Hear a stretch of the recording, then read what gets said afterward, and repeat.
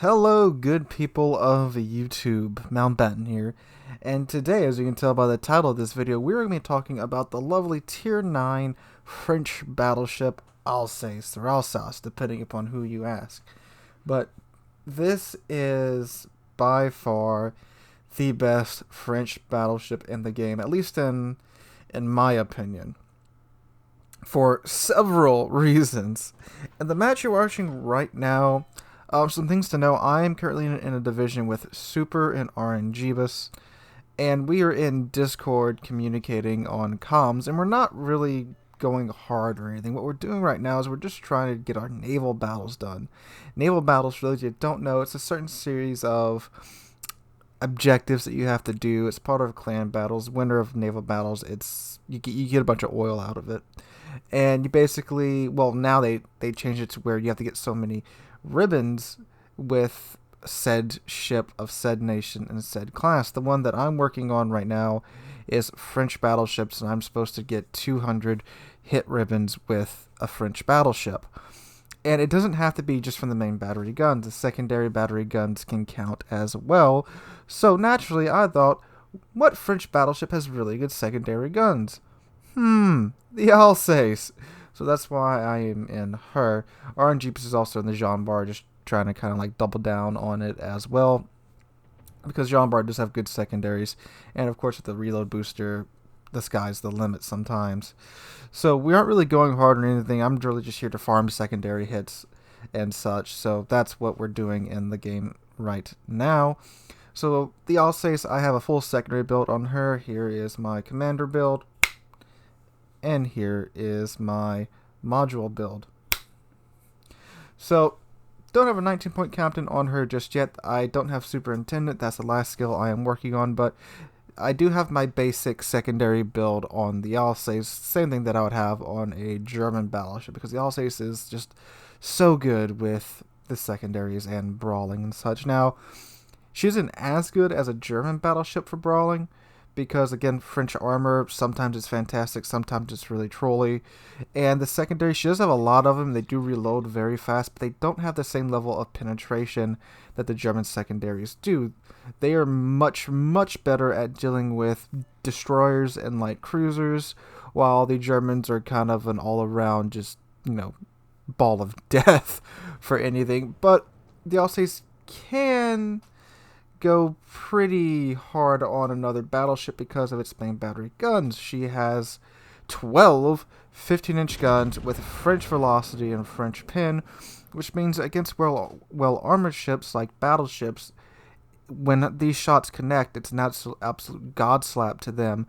But against much lighter armored targets like cruisers and destroyers, obviously you're going to be getting a lot of overpins, and even on some heavy cruisers as well, if you don't hit them at the right spot at the right angle. But then that's when the secondaries step in. The secondaries are also pretty good at starting fires because of just their sheer fire rate, especially when you have some like adrenaline rush going on. You can really just melt through many a cruiser with that. So the York and the Shores just pretty much traded. I mean, the FDG killed the Shores, but they both sailed down in front of the other team and just got nuked. So now we are both down one cruiser on each side. And you can tell we have a somewhat even spread here. We've got about 4 ships that went down to C, about 4 ships that went to B, and about 3 ships that went to A. So my team is a pretty even spread, where the enemy team went A and C, which isn't really the best thing you want to do, because they did split up their team, and we did get the early cap on, but we will see how this goes. Got a nice hit there on the FDG. Now, the Alsace, they did nerf this ship a little while after it was released. They decreased its sigma down to, I believe, 1.6 now, and you can tell by the shells flying all over the place that that's very much the case here. She does have 12 guns, so that's why they decreased her sigma. Before, dispersion wasn't great. I think she had like 1.8 sigma or 1.7, and dispersion wasn't the best thing in the first place, but they further decreased it in order to balance her. And yeah, I can see why, because again, with 12 shells, when they connect, it's quite a punch like that. That was only 3 shells fully connecting, and I just chunked that Odin. I'll look French DD. I'm not even going to attempt to pronounce that name because I know I won't say it right. Let's call it the VAC. Like a VAC. And there goes them secondaries. Look at them go. Listen to how fast they're firing, too. This is without really much adrenaline rush kicking in. That's just with a full secondary build. I mean, a little bit of adrenaline rush, but nothing significant just yet. Right, King George is sailing into the A cap. I guess he wants to cap, or he's just kind of lost. And now we just lost our Scharnhorst. Scharnhorst, unfortunately, got burned down. We're also down another cruiser, so now we're down 3 ships just to the enemy team's 1 ship. We still have the cap advantage. The enemy team hasn't capped just yet. Oh, no, and there goes our Moss. So now we're down 4 ships to the enemy team's 1 ship. And they're capping C. Still don't have it just yet. We still have B in our earning points on that. Super did manage to cap B. Now he's selling up here to A in his Z46. Odin showed me a particularly large amount of broadside, so I'm trying to indulge him and shoot his broadside since he's presented to me as such. I aim a little bit too high and get some overpins there on the Odin. I think I had 2 fires started there. Use damage con to put those out. Fires are not fun. King George showing me a rather large amount of broadside as well. I again tried to indulge him by giving him my rear turrets. I get a Citadel out of that one, 13,000 damage right there. He slows down and it's still showing me broadside. There's the VAC again. And let's see, will these shots connect on the... Nope, they will not connect on the Vanguard. Vanguard turned. Another good thing about the Alsace secondaries that even she does even better than the German secondaries is that she's just absolutely bristling with them. So from almost any angle, you can at least have at least 2 or 3 secondary guns going on a target, even from straight back. That's something that the Germans don't even get. So she does have that going for her. So now we're selling away from A, since obviously I'm burning quite badly. And it's not the funnest time over there at A, but the enemy team has managed to go up to the upper left-hand corner of the map right here. And at this point, I guess the Odin, the King George, range is our friend. I have enough guns to where at range I can still kind of keep on top of things. And up, now we're down 5 ships to 1. Sorry, 6 ships to 1 now. That changed while I was taking a sip of my H2O. And we're down by over 300 points at this point. It's not looking good. So I turn around, I regroup with RNG bus. Super is now capping A in his Z46. No carriers in this match, so the DDs are free to run around as they need to. And I pop my speed boost, and now we are going to push this flank hard because we need to do it in order to win. So Odin's turning around, and he's showing broadside again. Now, Odin has good armor, but in any ship, despite its armor level, you do not want to be showing broadside to the enemy team. I don't care if you're an Odin, Kremlin, GK, whatever. You never, ever, ever want to do that. And see, what we managed to do here is we fully separated this pack from the rest of their team. So if we have these guys stuck up here in a corner, away from their team, we can now just murder them and then move on to the rest of their team. Because right now they have a crossfire on us between these ships up here and the ships down south. You can hear some of their shells coming in to my Alsace. There they are. So this is bad for us right now. But if we can deal with these guys and then push down south, we can eliminate that crossfire. And a crossfire is a situation where I have to show their guys down south my broadside in order to focus on these guys up here. We can't just focus on one set of enemies and angle against them. I'm having to angle against these guys, but showing the guys down south and that FTG up north my broadside, which is very much not a good thing. But we do have these guys isolated, so we can just murder them and move on to the rest of the enemy team. And I finish off that King George, and the VAC is about to be within secondary range right here. But we are still down 6 ships to their 3 ships. We're catching up on points now because we're picking up on some kills here and there. And we do have the A-cap now, and again, crossfire, there's that Alsace. I have to keep my bow pointed at this VAC in case he dumps torpedoes. But I decide, okay, I'm going to open up the secondaries, chew on him, so I can get him down quicker so I can stop showing my broadside to the enemy team. Now, this VAC does run to the border. That does throw the secondary guns off because, you know, the ship's pointing in one direction, but yet it's moving in another direction. And anytime you have the fire on a ship on the border, it is so wonky to shoot at because, you know, they're hitting the border, they're grinding on the border. It's difficult to get the aim just right. As you can see, the AI gunners here are having a trouble too, because normally they're much more accurate than this. But eventually they do kind of catch on, because he does get his bow pointed in one direction to where they can kind of go off of that. And they managed to finish him off. That's my first close quarters expert medal for this match. Alright, so the team up here is dead. We can now turn around and deal with the rest of the enemy team. And again, we only have 5 ships left to their 8 ships at this point. So we're still at a big disadvantage, and they still have the B cap. But if you would notice on the minimap, Super in his Z46 has gone and just stuck himself into the B cap behind that rock, and he is hiding on that rock and holding onto that rock for dear life, because there's a Missouri right there, who fortunately for Super flubbed his radar. So now he can't radar Super, who's sitting in his smoke screen, and murder him. He can't do that because his radar's on cooldown, so Super has some time to hide and get into a better position. But he's also flanked by, you know, an Alsace, a Fletcher, a Zara, and a Kronstadt, Kronstadt has radar. So Super's holding on for dear life right there. FDG slaying broadside from 17 kilometers away. It's a German battleship aimed at his upper armor belt. Watch the results, ladies and gentlemen. 12,000 damage with only 3 shells connecting. Well, connecting and arming. That's why you aim at the upper belt on German battleships at range, because that's their squishy bit. You won't get a citadel, but that might as well have been a citadel with all that damage that he just took. So I'm also opening up now to get my rear turret on target, which presents me with 4 more guns, because the Alsace does have quadruple barrel turrets. So I get a full broadside out on him, and results. That was almost a 20,000 damage salvo.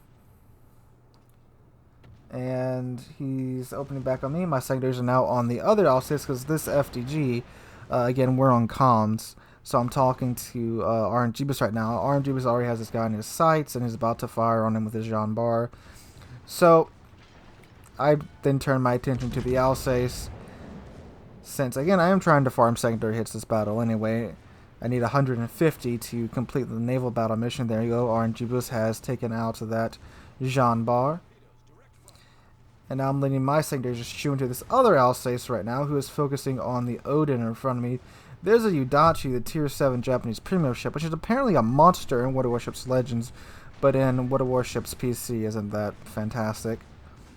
And now let's see the secondaries go, with my health being roughly half health, and again, they are just ripping and tearing to their heart's content. Alsace eats a couple of Super's torpedoes. That's my second close quarters expert's ribbon medal on the Alsace. Now this Missouri is sitting about, and then RNG was absolutely slaps him in his broadside with his Jean Bar. I know that he did that because he was giggling like a little schoolgirl at that moment when that happened. So RNG just got high caliber and Confederate. And again, second just listen to them go. It's a beautiful sound to my ears. Alright, so RNG takes out that Missouri. And oh, a smokescreen. What could this possibly mean? It's a Fletcher. Now, if you are a destroyer, you only want to pop that smokescreen unless, like, you are going to get detected, because right there, I'm not sure if he was if I was within his detection range, but if he wasn't, there's no need to pop that, and he could have just sailed away stealthily. There's the Ulchikov out there. I take a little pot shot at him, and well, naturally it's a Citadel for only 7,000 damage. I turn my secondaries onto the Udachi. There's a Confederate war. That's my 4th kill. Secondaries are chewing to the Udachi, who's charging Super right now.